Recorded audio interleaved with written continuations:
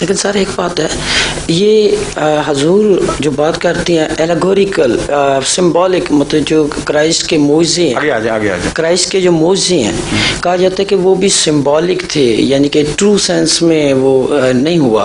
اور اس کے بعد کانا دجال کی بات کرتے ہیں کہ وہ بھی ٹرو سینس سے کریکٹر نہیں ہے، وہ سمبولک ہے لیکن لفظی نہیں ہے. جی ٹرو سینس تو نہیں، ٹرو سینس مطلب لٹریٹ میننگ جو ہے اور سمبولک ہے. لفظی ترجمہ جائز نہیں ہے.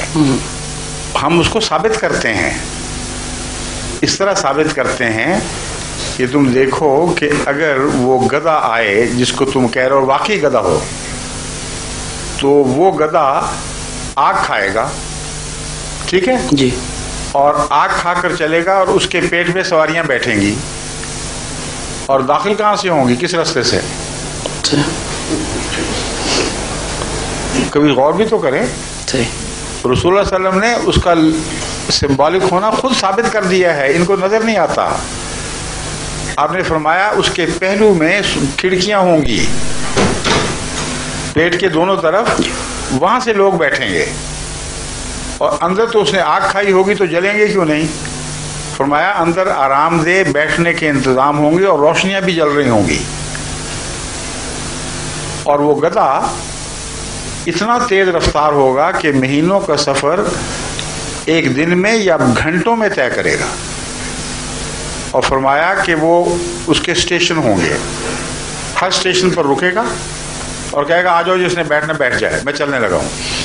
پھر چل پڑے گا، اور پھر اگلے اسٹیشن پہ رکے گا، پھر اگلے اسٹیشن پہ رکے گا، اور سواریاں اس میں سفر کریں گی. جب رسول اللہ صلی اللہ علیہ وسلم نے اتنی وضاحت سے پیش گوئی کی تو اس کو لفظی کہنے والا گدھے کے سوا کوئی نہیں ہو سکتا. آنکھوں کے سامنے بات روشن ہو گئی. دنیا میں مذہبی پیشگوئیوں کی تاریخ میں اس سے زیادہ عظیم الشان پیشگوئی آپ کو کہیں دکھائی نہیں دے گی. لفظاً پوری ہوئی ہے، مگر معنی کے طور پر ہر لفظ کے جو معنی ہیں وہ پورے ہو گئے.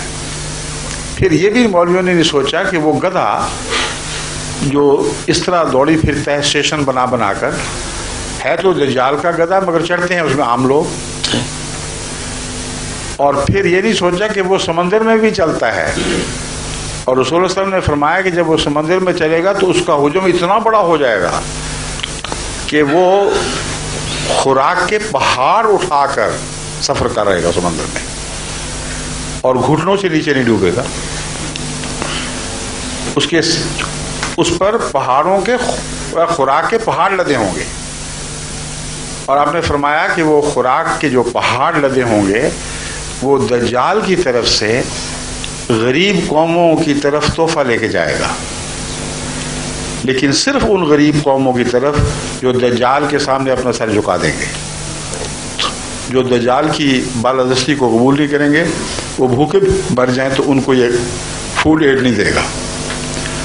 کبھی آپ نے سنا ہے کہ امریکہ سے واقعتاً ماؤنٹین لوڈز، پہاڑ لدے ہوئے خوراک کے، چلتے رہے ہیں جہازوں پر، اور ان غریب ملکوں کی طرف جاتے رہے ہیں جہاں بھوک تھی مگر وہ امریکہ کی بالادستی کو قبول کرتے تھے. ساتھ کے ہمسائے بھوکے مرتے رہے، ان کی انہوں نے کبھی پرواہ نہیں کی.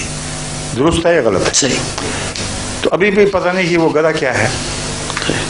پھر حضرت صلی اللہ علیہ وسلم نے تو کوئی ایسا موقع چھوڑا ہی نہیں جس سے صاحب عقل کو سمجھ آ جائے کہ لفظی پیشگوئی نہیں ہے، مانوی ہے. آپ نے فرمایا وہ گدھا اتنی لمبی چھلانگ لگائے گا کہ ایک قدم اس کا مشرق میں ہوگا تو دوسرا مغرب میں، اور بادلوں سے اوپر اڑے گا. اب بتائیے کہ جب جہاز مشرق سے اڑتے ہیں اور مغرب میں لینڈ کرتے ہیں اور بادلوں سے اوپر سفر کر رہے ہوتے ہیں، تو کیا رسول اللہ صلی اللہ علیہ وسلم کی پیشگوئی پوری نہیں ہوتی؟ تو اگر آپ لفظوں میں اٹکے رہے تو کبھی بھی مرتے دم تک بھی آپ دجال کی گدھے کو نہیں پہچان سکیں گے. دجال کو پہچانے کی تو باری ہی نہیں آنی. بس وہ علامتیں جو حضرت اقدس محمد رسول اللہ نے کھول کھول کر بیان فرمائیں اور ہمارے سامنے پوری ہو گئیں، ان کو جب میں غیروں کی مجلس میں، عیسائیوں کی مجلس میں بیان کرتا ہوں تو ہر ایک سر ہلاتا ہے کہ درست ہے، یہ پیشگوئی بڑی صفائی سے پوری ہو گئی ہے. ایک بات مولوی بیٹھے سے لارنگ نہیں ہوئی. تو کس دن کا انتظار کر رہے ہیں؟ اس دور میں آنکھیں کھولیں, اس زمانے کے علم میں آنکھیں کھولیں تو آپ کو احمدیت کے سوا کوئی سچا دکھائی نہیں دے گا مولویوں اسلام کے اندر. کیونکہ ہر بات کو ہم اس طرح سمجھتے ہیں جیسے اللہ تعالیٰ کی عقل کل کا تقاضا ہونا چاہیے. پروفٹس کی وزڈم, یعنی جو عقل اور حکمت اللہ تعالیٰ اپنے نبیوں کو عطا کرتا ہے اس کے مطابق اس کی شایان شان ہم ترجمے کرتے ہیں اور پھر وہ پورے ہوتے دکھائی دے دیتے ہیں. تو جب دن چڑھ آئے تو پھر کیا شک کی گنجائش ہے کہ رات ہے کہ دن ہے. اس لیے احمدیت کا اس نظر سے بھی مطالعہ کر کے دیکھیں.